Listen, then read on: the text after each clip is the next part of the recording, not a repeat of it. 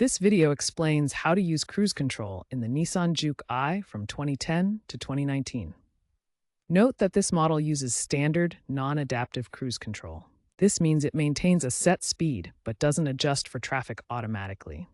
Driver vigilance is key. To set your desired speed, first accelerate your Nissan Juke to the speed you want to maintain.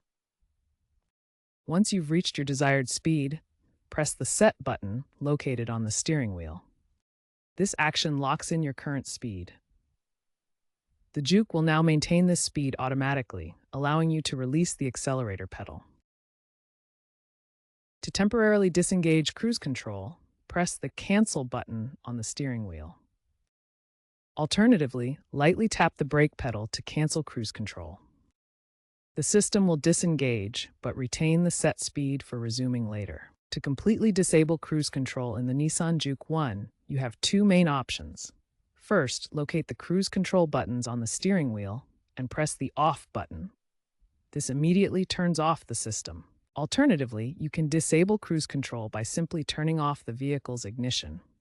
This powers down the entire system, including cruise control. In both cases, the cruise control indicator light on the dashboard will turn off, confirming that the system is completely disabled. The Juke I's cruise control has important limitations you need to understand for safe operation. First, it doesn't automatically adjust for hills or slopes.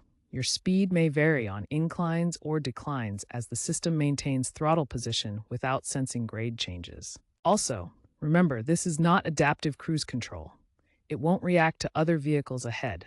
No automatic braking or speed reduction. Only use cruise control on open roads with light traffic. Avoid highways with heavy congestion or construction zones. Misuse of cruise control is a common factor in crashes.